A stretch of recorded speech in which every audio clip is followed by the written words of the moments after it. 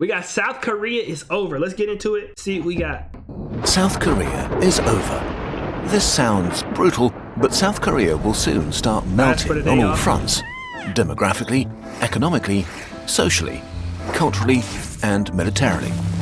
Because for decades, the country has been experiencing a fertility crisis unprecedented in human history. And I thought birth rates was falling everywhere though. Hey yo, I'm living in Korea, what? I don't know what's going on. I'm trying to find out what's going on. I thought fertility rates was down everywhere though. Not just Korea. And we've probably reached a point of no return. Huh? By 2060, the South Korea we know and love today will no longer exist. What will the collapse look like? And why is it now almost impossible to stop? Wait, this is crazy stuff to say. I'm not gonna lie. Is this actually true? And this account that I'm watching this on, they known to kind of be somewhat truthful from what I know for the most part. All right, Saturn, thank you for letting us know. The real population bomb. To have a stable population, you need a fertility rate of about 2.1 children per woman. In the 1950s, South Koreans used to have 6 children on average. In the 1980s, the rate fell below 2. And in 2023, it was 0.72 kids per woman, the lowest ever recorded in history. In Seoul, fertility is even lower, around 0.55. Damn. On average, about half of the women here won't have any kids, and the other half just one. What do these numbers actually mean in the real world?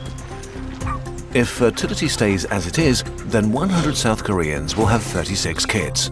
When they grow up, they will have 13 kids, who will then have 5.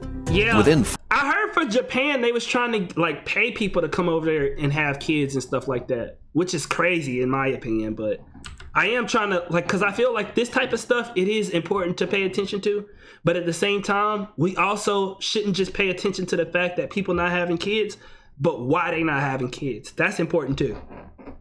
When they grow up, they will have 13 kids, who will then have 5. Within 4 generations, 100 South Koreans will turn. And my question is, chat, why do y'all think that people having less kids? Because even though I kind of got an idea because the world is kind of crazy, I also realized too that it's always been crazier. Like in the past, it's been even worse. You know what I'm saying? Like it's something like in terms of the black community, like they be saying black people not having kids because of like society and stuff like that and inflation and all of that. But I feel like in the black community, we're at the best spot that it's ever been, if that make any sense. No matter what they was going through in the past, they was still having kids. And are they stupid or are we just choosing to be different? I don't know. That's the question that I have. Because of men, always them, I can see that. Good point. South Korea and Japan celebrate work ethic and achievement over family values. Yeah. From my friends, the healthcare is pretty good for women here compared to the States, but hate men here. I feel that. I feel like it's because women finally aren't forced into it. Cost of living, life is not affordable. I feel that. Into 5. If we look at today's South Korean population pyramid, we see this is pretty real. There's only one 1-year-old for 4 50-year-olds. After 4 decades below the replacement level, the consequences were still largely invisible. Today, South Korea's population is at an all-time high, as are its workforce and its GDP, which is still growing.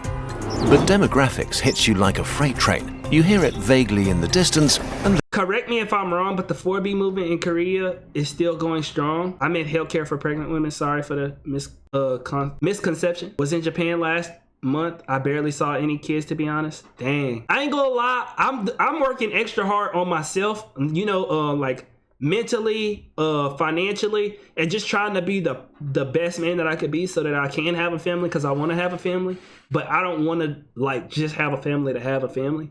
I want to be good in like financially, and as a man, I want to be good enough to take care of kids and take care of my wife. Because if you take care of your wife, your kids 9 times out of 10 gonna be taken care of. But I also want to be active, a very active father. You know what I'm saying? Like know what's going on, and it take you got to have some type of financial freedom, or else somebody gonna have to take care of the kids and somebody gonna have to work, or both of y'all gonna have to work and some third party gonna have to take care of the kids if y'all don't have that financial backing, you know? Then it runs you over. South Korea is about to be hit.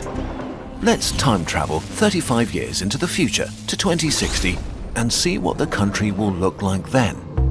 When it comes to demographics, the most commonly used projections are those put together by the UN. They envisage 3 scenarios: low fertility, medium, and high. But in the past, all medium UN projections for South Korea have consistently been too positive. Between 2022 and 2023 alone, fertility in South Korea dropped by another 8%. So we're going to use the latest low fertility scenario, which has been the most accurate in the last few years.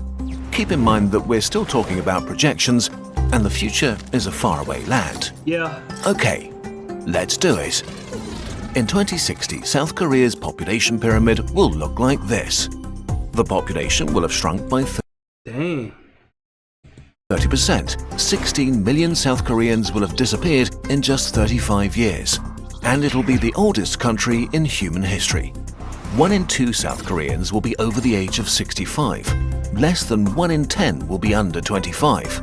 Yeah. And only 1 in... I feel like I was talking to my parent. Thank you for saying that, Kel Statini. I was talking to my mom about this too, where it's like, because I stay in Louisiana, and it's like, what are black boys? Because I hate to say, I'm just in the black community, so I can only really like worry. Like I worry about other communities, chat, but I feel like it's my priority to care about the black community, because the world don't care about the black community enough. So I don't want it to come off as like I don't care about other communities, because we literally watching South Korea is over right now. So, but I was talking to my mom about like, what are young black boys in Louisiana supposed to do if the education system in Louisiana is horrible? Education system in general is under attack.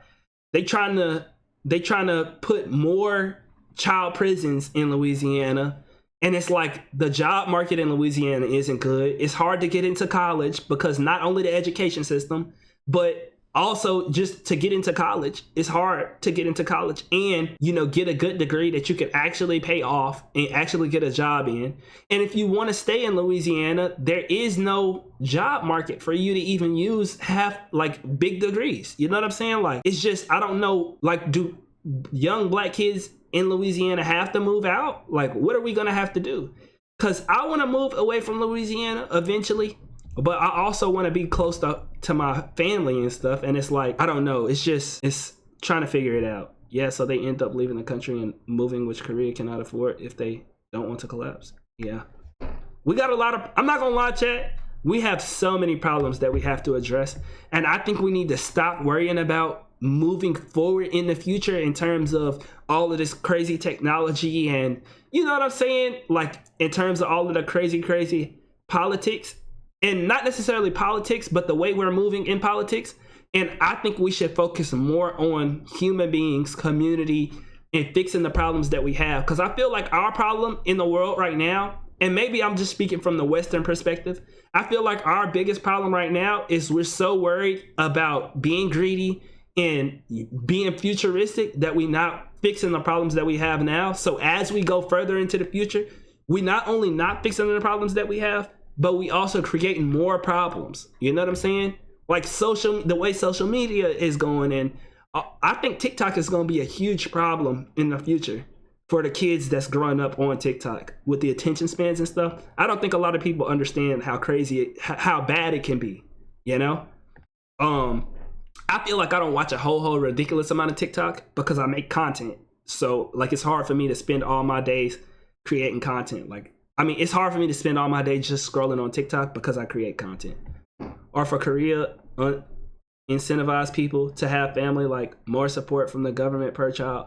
Korea is an all-time high right now, and they need to start. Yeah, the thing is, I also think, and I hate to say this because it's true, but it's also kind of demoralizing. I also think a big problem is the push for everybody to have a business. And literally, they pushing for everybody to have a business, whereas back in the day, fewer people had businesses, but on the opposite front, they got a lot of benefits from being workers. I feel like you don't get as much benefit from being a worker nowadays compared to having a business. So it's like so many people want businesses that nobody want to work. And it's like back in the day, everything kind of stood together. Like it was easier to have a family, because everybody could work a 9 to 5, get the benefits, the retirements, all of that, the healthcare and stuff like that. You were taken care of if you worked at a job to where you could support your family. But now you have to work a job and you have to work a side hustle. And it's like you tired, your money don't go as far, and it's just it's chaotic. It's too much. Now it's not enough as a worker. Yeah, and with the introduction of AI taking jobs and flipping this whole thing upside down, I honestly think that our kids and us, we in unprecedented times. Like, we gonna have to survive through this, and it's gonna be survival of the fittest. Whoever make it through this whole like economy change and like technology change, those are gonna be the people who are gonna have who are gonna get to be able to see a more stable life. But it's not gonna be right now. It's gonna take some time. I ain't gonna lie. It's gonna be a big purge. So you just gotta keep your head up and stay on your toes and try your best to survive, and put your family first and understand what's really going on. Oh my gosh, I love this topic. Baby boomers versus Gen Z have different priorities. Baby boomers were the most loyal, stuck with what made them money. Gen Z, we focus on self-achievement, like focusing on things that make us feel fulfilled. Yeah, because we only gonna be here once, bro. And I genuinely want to leave a good world, a better world for the people after us. Because I feel like even though we not gonna feel it, those people go feel it, and they people too. The people in the future go feel it too.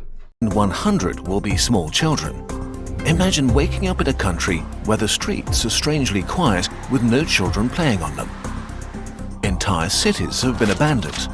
Half of the population is elderly and living either alone or in overcrowded retirement homes, with a minority of people desperately trying to keep society running. There will be a few major consequences. Economic collapse. In 2023, a breathtaking 40% of South Koreans over 65 lived below the poverty line, but in 2060, this number may seem lovely in comparison. Today, South Korea has one of the largest pension funds in the world, worth about 730 billion US dollars. But it's projected to stop growing in the 2040s and be completely depleted by the 2050s. So in 2060, pensions will have to be paid by the working population. Estimates vary, but for a pension system to work, the minimum a society needs is between 2 to 3 workers per retiree paying for them with their taxes. Dang. But even if we assume that all South Koreans over 15 will be working in 2060, the country will have less than 1 worker per senior. Workers will be unable to stem the incredible costs. So not only will poverty among the elderly be common, but a big chunk will be forced to work.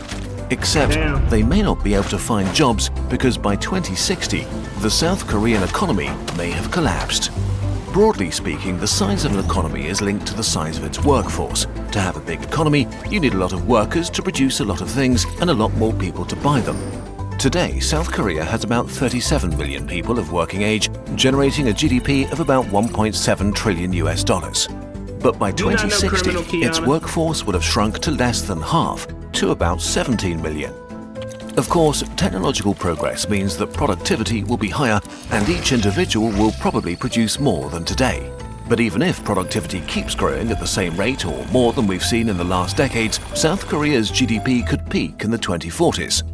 In other words, South Korea will enter a permanent economic recession. There are more optimistic projections that see the recession begin as late as 2050, but they're based on the medium UN demographic scenario, and there are no signs that we're heading there. Another factor in the economy is science, technology, and innovation, areas in which big leaps are typically made by young adults and the middle-aged. Young people have fresh ideas that contribute to the wealth of society. Significantly fewer people working also means way less tax for the government, which will be trapped between a rock and a hard place. On the one hand, having to provide for half the population that are seniors, on the other, seeing its income diminish. It will be forced to shut down or cut essential services like hospitals or social benefits. Since infrastructure only works at scale, smaller communities may be abandoned as the country contracts into its metropolitan areas. And of course, there won't be enough money to invest in the future. This is bad. But what will happen to South Korean society and culture may be worse. Bro, I'm trying to figure out, like, as I watch this video, I'm trying to figure out what's going to be the solution, because we got to figure something out or it's just going to continue to get worse. And I feel like people wait until it's too late to fix stuff. Like when we talk about like global warming and stuff like that, it's crazy to me that people think that that's fake. Societal and cultural collapse. Speculating on how societies will develop is extra hard, but there are a few pretty unavoidable trends. Today, already about 20% of Koreans live alone. Also, 20% report having no close friends or relatives. By 2060, Chat, you want to know something else I think is like really, really damaging too? I feel like having everybody try to have their own house while also everybody like trying to invest in real estate properties and all of that. I feel like that's stupid as hell too. Like obviously I know some people want their own space. Like I respect that. But I think if everybody want their own spot and you got 6 different kids, like think about that, chat. If they want everybody to have 6 kids, that means all 6 of those kids want their own house, right?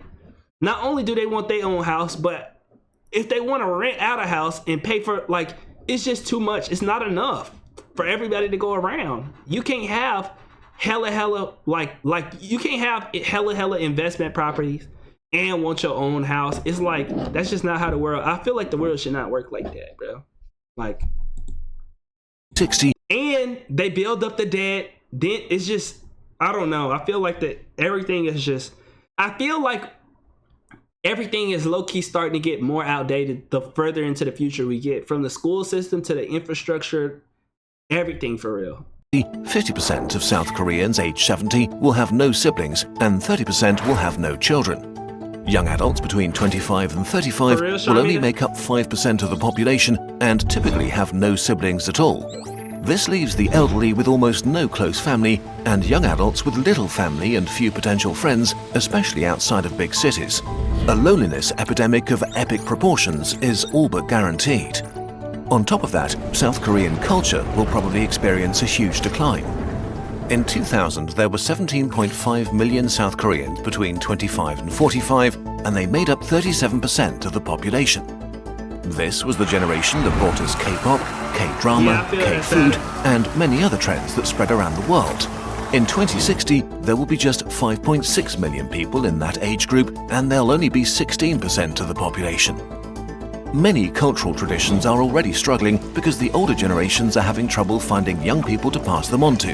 As young people disappear... This is another thing that I always talk about. Like, the older generation knew how to do certain stuff that we don't have to do because it's not as convenient, but they are still important things. Like, my grandma like know how to make like preserves and jellies, and you know, they canned foods, and like all of that stuff save you money and actually like make life easier. But we don't learn that stuff, and we don't do that stuff because we don't have to. Like, we could just go to the grocery store and do it convenient and it save us time and stuff like that. But we also hurting ourselves in the long term, in my opinion. Many traditions will die out. Without young people, the soul of South Korean culture will shrink and wither away. And on a personal level, what kind of experience will it be growing up in 2060? What will youth culture be like in a country of seniors, where many universities, schools and kindergartens are abandoned as there are no longer children to fill them with life? What kind of job prospects will they face, and what will politics look like? If young people don't want to remain alone, they'll concentrate in Seoul or a few other big cities, or worse for South Korea, emigrate to other countries. Rural areas will decline, and most smaller cities will turn into ghost towns. We're already seeing this in Japan, which has almost 10 million abandoned houses in rural areas. Large parts of South Korea will simply vanish and be reclaimed by nature. Last but not least, South and North Korea are technically at war, and they could very well still be in 2060. Will South Korea still be able to afford to have its young men do 18 months of mandatory military service? Today, 5% of men of combat age are enrolled in the military. In 2060, it would have to be 15% just to match today's numbers. Okay, wait, this is all a bit much. Is there no way back? Why, there really is no way back. The problem with the demographic freight train is that once it hits, things become irreversible. Let's say fertility in South Korea magically triples to the replacement rate of 2.1 children per woman and stays there. In 2060, it will be an inverted pyramid on top of a barrel. and there would still be only 1.5 people of working age per senior over 65. Even in the best made-up scenario, South Korea has to pass through an unavoidable bottleneck before it will recover. But there is also a kernel of hope here. Yes, the situation is grim, but at least in the long term, recovery is possible if South Korea enacts rapid and societal changes that make its population want to have kids again. In 2024, births rose for the first time in 9 years, 3% more than in 2023. But for that to continue, South Korea needs to face the music and ask how they got to this point. Yeah. How could it get that bad? In general, as societies get richer, more educated, and child mortality plummets, people decide to have fewer kids. Okay. What makes South Korea special is that it's somehow supercharging all of these trends. South Korea lifted itself out of poverty in record time, but in doing so, it developed a unique kind of workaholism and extreme competitiveness. That's what I'm saying, bro. It's the workaholism, bro. I'm telling you. Everybody's more selfish. Everybody want to hold the money. Nobody want to, like, dang, bro. I ain't gonna lie. And they don't incentivize people to actually, like, have families. It's not sustainable to have kids. Like, why would you Although want the kids work if you week can't is take 40 care of them? hours and the legal maximum is 52 per week, unpaid overtime is normal for many, and the government even proposed to raise legal work time to 69 hours per week. Hold up. Unpaid overtime? Huh? Unpaid overtime is normal for people? Who? They ain't me. 40 hours and the legal maximum is 52 per week. Unpaid overtime is normal for many, and the government even proposed to raise legal work time to 69 hours per week. Despite this, South Korea has relatively low wages and a high cost of living. Real estate in big cities is out of reach for most people. The cost of education is extremely high, since families have to pay for private lessons if they want to send their kids to a high-tier college. All of this while South Korea spends less on family benefits than most other rich countries. Huh? Old-fashioned. See, that's your problem right there. They literally telling y'all damn problem. So y'all doing all this hustling, overtime, no pay, and y'all not even putting the money into the society so that people, like, what? Spends less on family benefits than most What? Where the money going? other rich countries. Old-fashioned cultural norms make matters even worse. Marriage is all but mandatory if a couple wants to start a family. In 2023, only 4.7% of babies were born to unmarried women. Out of all developed countries, South Korean men do just about the least share of housework and childcare with. I ain't say it. They called y'all ass out. Where's Sharmita? You said it, not me. all developed countries. But I think all men in the world gonna have to start stepping it up. I'm not gonna lie. All men in the world gonna have to step it up. Gonna have to stop being lazy, because the world is not the same as it was with our dads, our grandpops. My grandpa worked 2 jobs, and my grandma worked a job. And she was welcome to the Mount Star community, by the way. My grandma worked as a school teacher, and my grandpa worked 2 labor jobs. We gonna have to not be as lazy, and we gonna have to actually work extra hard in order for things to work, because women are making money. Women make good money too. Like, it's just not the same as it used to be. I feel that. Countries, South Korean men do just about. That's what I'm saying. Not only for our family, but for, like, literally, like, our future. Like, we do. And the guys gotta step it up and be better. And I don't blame women for holding men accountable, because that's what it's gonna take. If you just let them run over you, they're gonna run over you. The least share of housework and childcare within their families. This leaves women with a disproportionate amount of work if they want to keep their jobs after a pregnancy, while many men are overwhelmed by the societal expectation to be the main breadwinner and have successful careers. Starting a family or not is a personal decision, and most South Koreans are deciding against it. The bottom line is that South Korea has created a culture that leads to very few kids. Conclusion. Demographic collapse is not an abstract thing in the future, it's happening right now. And it's not just South Korea. In 2023, China had a fertility rate of 1, Italy and Spain 1.2, Germany 1.4, the UK 1.6, and the US 1.6. Which sounds so much better, doesn't it? Wait, hold up. I gotta make sure I hear this. It's happening right now. And it's not just South Korea. In 2023, China had a fertility rate of 1, Italy and Spain 1.2, Germany 1.4, the UK 1.6, and the US 1.6. Which sounds so much better, doesn't it? Well, after 4 generations, a fertility rate of 1.6 means 60% fewer new people. A fertility rate of 1.2 means 87% fewer people. And fertility rates are still falling with no sign of stabilization or recovery. The weirdest thing about all of this... And you know something that's crazy? They say that people who make a lot of money, like rich people, they don't have enough kids. Like they be having like one, maybe some of them don't have no kids. And they say that's also a problem because you got all of this money that you holding, but you don't have no kids, so you're not putting no more, you know, I guess workers out in the world. That's how the society really is. Is that almost nobody involved in the public discourse has truly grasped the gravity of the situation. The last century was utterly dominated by overpopulation narratives, and people who say that we need more kids seem weird.